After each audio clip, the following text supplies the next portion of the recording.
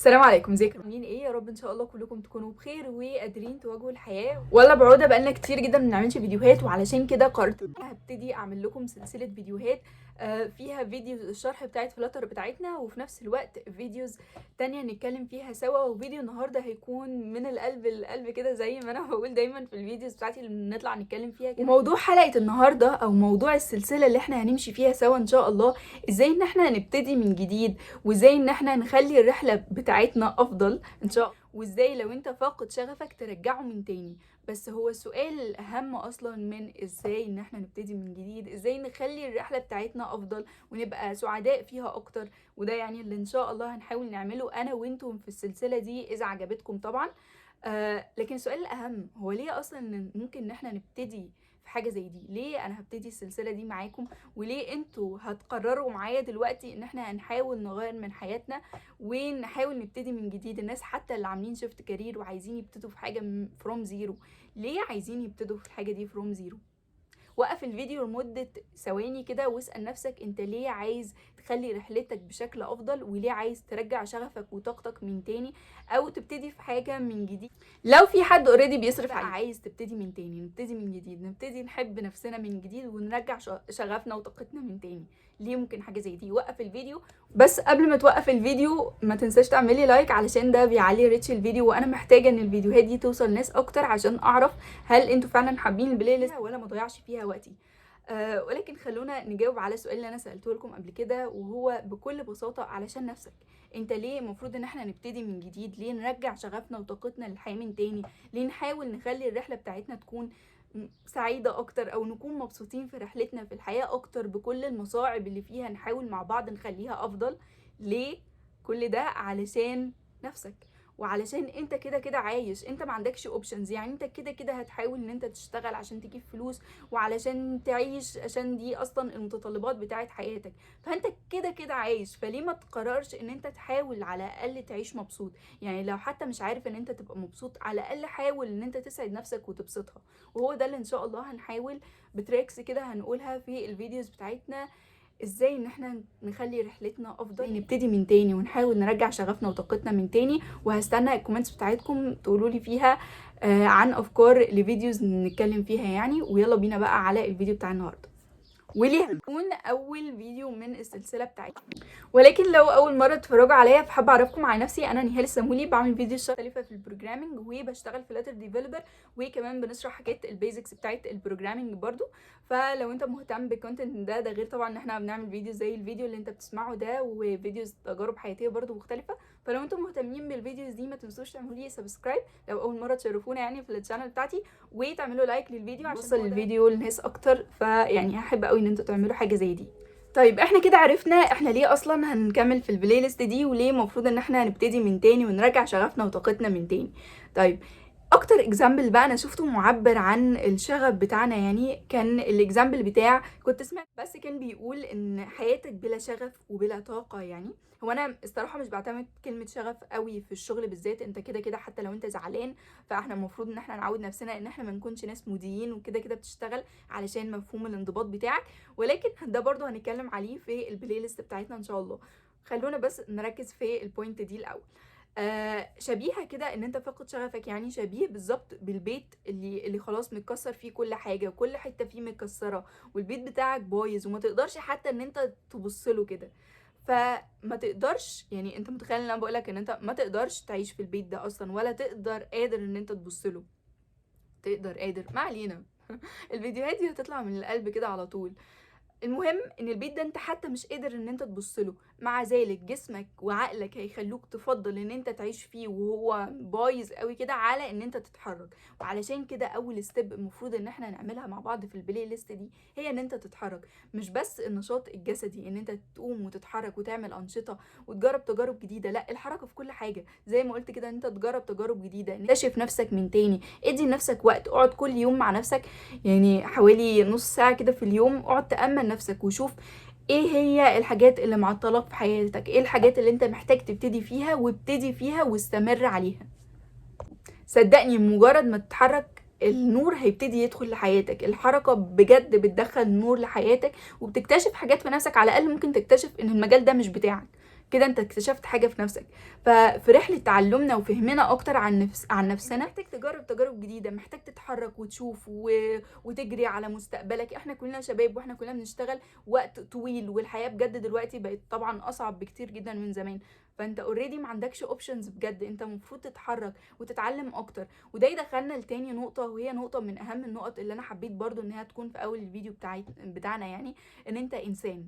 ويعني ايه انسان؟ ان انت لازم تتقبل ان انت بتغلط وبتقع وبتجرب وهتفشل وهتقع وهتقوم من تاني، ولكن لازم تعيش بيقين وامل ان انت لما تقع هتقوم من تاني، ويقين كده ان ربنا عمره مش ما هيخذلك. ربنا شايفك وشايف انت بتعمل ايه دلوقتي، وشايف خوفك على ان انت ممكن تسيب الوظيفة دي، وشايف سعيك الكبير اللي محدش شايفه، الباك جراوند دي محدش شايفها غيرك انت وربنا. فاطمئن ان كده كده ربنا شايفك، طمن نفسك ان انت انسان وكلنا بنغلط، كلنا بنتعلم وهنفضل نتعلم عادي جدا. تقبل فكرة ان انت دلوقتي ما عندكش علم، بس حول تفكيرك، اقلب كده تفكيرك ان انت مش بس انا ما عنديش علم دلوقتي، انا ادركت الحمد لله، خلاص ربنا انعم عليا بنعمة ادراك، لان في ناس ربنا يعني مش بيفهموا اصلا ان هم ما عندهمش علم في البوينت دي. انا خلاص ما عندي في البوينت دي، بس انا ان شاء الله هطور من نفسي وهعلم نفسي اكتر. لازم تقعد وتكتشف نفسك وتعرف ايه البوينتس الضعاف عندك، او اللي مخليين شخصيتك مش افضل حاجه، او مخليين علمك مش افضل حاجه، وتبتدي تعمل بلان وتبدا ان انت تتحرك وتستمر على البلان دي. فتقبل ان انت بتغلط، وتقبل ان احنا كلنا كنا زيك في الاول لما ابتدينا، وانا كمان بتقبل حاجه زي دي. طبعا الكلام ده موجه ليا وموجه ليكم، فبقوله نفسي يعني الاول تقبلي ان هي فكره ان انت ممكن يكون ما عندكيش علم في الحته دي، ولكن بكره هيبقى عندك علم ان شاء الله فيها، لانك عايشه عشان تتعلمي اصلا وتطوري من نفسك، لانك بتحبي نفسك ومقدره قيمتها وعايزه تطوري منها اكتر واكتر. وده برضو هياخدنا على البوينت اللي بعدها، اعرف قيمه نفسك كويس وقدرها قدر المستطاع. البوينت دي من اهم البوينتس اللي بجد كان نفسي، يعني هو انتوا عارفين لما الواحد كده ما يتعلمش غير بجد لما ياخد على دماغه. انا من الناس اللي ما كانتش بتقدر نفسها خالص، حتى في علاقاتي الشخصيه مع الناس دايما اقول لنفسي مثلا الناس الاقيهم زعلوا مني وانا مش غلطانه، يعني هم زعلوا وانا مش غلطانه، اروح اعتذر وانا كمان زعلانه، اروح اعتذر لهم لمجرد ان انا خلاص، يعني هي الحياه صغيره والحياه بسيطه ومش مهم. انا كده مش مقدره قيمه نفسي، لاني بقعد فتره طويله قوي زعلانه ان انا بجد ما غلطتش في حق الناس دي. ليه انا اللي بروح اعتذر للناس والناس ما بتجيش تعتذر لي؟ وليه مثلا لما باجي حتى اطلب فلوس، بطلب مثلا فلوس في البروجكتات صغيره والكلام ده كله؟ ده علشان انا ما كنتش عارفه قيمه نفسي، وما كنتش عارفه قيمه الشغل اللي انا بقدمه وما الى ذلك. يعني طبق بقى المفهوم ده على كل حاجه، اعرف قيمه نفسك، اعرف قيمه شغلك، اعرف قيمه كل حاجه فيك زي ما بيقولوا كده، علشان تقدر الناس اصلا تقيمك. انت لو مش مقيم نفسك كويس، الناس اللي حواليك مش هتقيمك. انا لو مش مقيمه شغلي ومقيمه علمي يعني بحاجه كويسه برضو في المعقول، يعني الناس مش هتقدر اصلا انها تقدرني. لازم تحط ليميت بينك وبين الناس، برضو حدود في كل حاجه بينك وبين الناس، لان الناس لو ما لاحظتش ان انت حاطط حدود بجد هيجوا عليك، هيجوا على حقك في كل حاجه. وانا مجربه ده في كل المواضيع. لما بدات اعمل لنفسي يعني شخصيه شويه، او لما كبرت شويه وبقى عندي شخصيه شويه، بدا الناس تحترمني اكتر، بداوا ان هم يقدروني اكتر. ده امتى؟ لما انا عرفت قيمه نفسي اكتر، ولما انا قدرتها اكتر، ولما حسيت بالامكانيات اللي ممكن تكون عندي وبدات ان انا اشتغل عليها اكتر. بدات احب نفسي. صدقني ما فيش حد اصلا بيحب حد مش ناجح، بيحب حد مش مبسوط. الناس احيانا هتتقبلك وانت زعلان، الناس اللي بيحبوك هتتقبلك وانت زعلان، بس مش طول حياتك. يعني ما ينفعش تفضل طول حياتك مش مقدر قيمه نفسك ومش مبسوط ومش متفائل. فاعرف قيمة نفسك وقدرها كويس في الشغل، في الحياة، في العلاقات، في كل حاجة. اعرف قيمة نفسك، حط ليميتس بينك وبين الناس، وخلي الناس تعرف الليميتس دي. وصدقني الناس اللي بتحط ليميتس هم اكتر ناس محترمة اصلا. يعني انا بحب دايما احط ليميت بيني وبين كل الناس، علشان الناس تعرف ايه اللي المفروض تعمله معايا وايه اللي المفروض ما تعملهوش، ايه اللي المفروض انا بتقبله كنهال، وايه الحاجات اللي انا ما اقدرش ان انا اتقبلها. فما تعملوش الستبس دي معايا في كل حاجه. وبجد لما حطيت الليميتس دي كنت مفكره ان ممكن ناس تزعل مني، ولكن هي الليميت بتاعتي، وهي دي المبادئ بتاعتي اللي انا ماشي عليها، واللي انا احب الناس اللي بتتعامل معايا تتعامل معايا بيها. فده برضو من تصرفات الشخص اللي بيعرف قيمه نفسه، بيقدرها كويس. فاعرف قيمه نفسك. انا حاسه ان الفيديو بدخل فيه حاجات كتير، ولكن انا عايزه اكلمكم كتير عن حاجات كتير، فيا رب الفيديو يعني يكون لذيذ كده عليكم. وده هياخدنا برضو على النقطه اللي بعدها، حاول تكون شخص متفائل.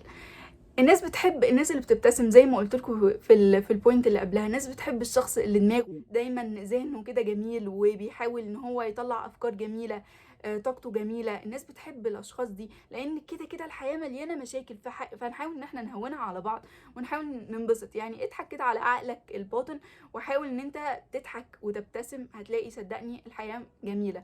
ومن اكتر التجارب اللي هتخليك شخص متفائل اكتر ان انت تكون مبتسم دايما. حاول تبتسم دايما، الابتسامه تكون مش مفارقه وشك زي ما بيقولوا كده.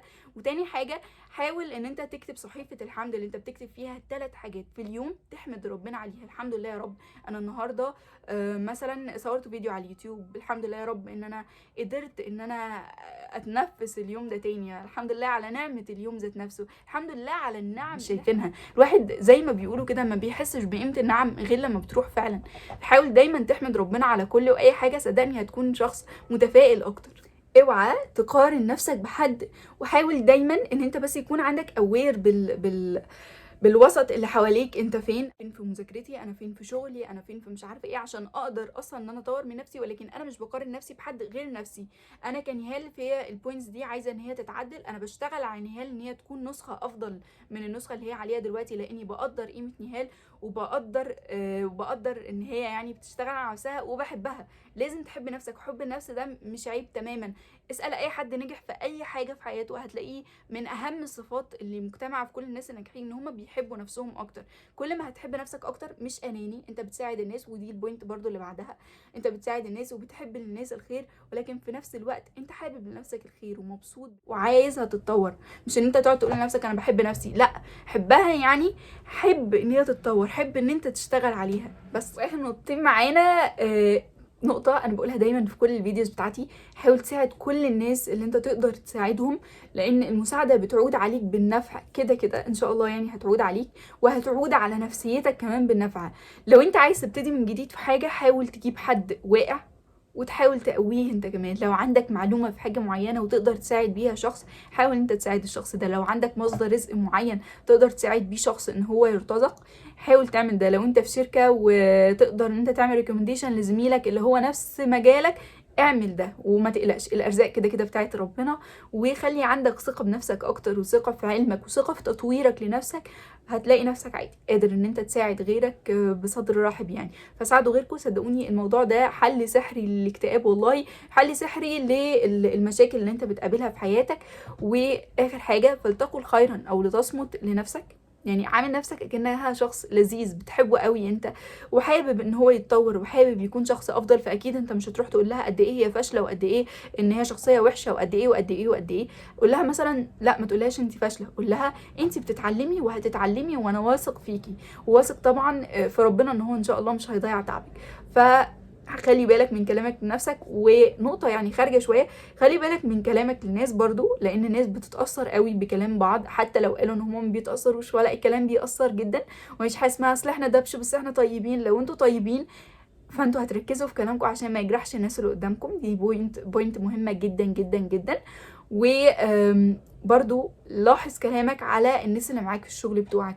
طبعا انا الحمد لله كل الناس بتتكلم عني كلام كويس لان انا شغلي الحمد لله كويس، بس بلاقي ناس بتتكلم على زمايلها بشكل مش افضل حاجة في الشغل بالذات في مجالنا. فلا، لو لقيت ان شغل ناس وحش ما تتكلمش خالص عليهم، لان دي ارزاق زي ما احنا قلنا قبل كده. ما تتكلمش خالص عن الناس اللي شغلها وحش. ولكن لو حد كويس حاول انت تتكلم عنه كويس. زي ما قلت، لو في ايدك مساعده لصديقك او لزميلك او ان كان، يعني حاولوا انتوا تتكلموا عن بعض كويس، لان ده كمان بيدي كده ثقه لنفسك في نفسك.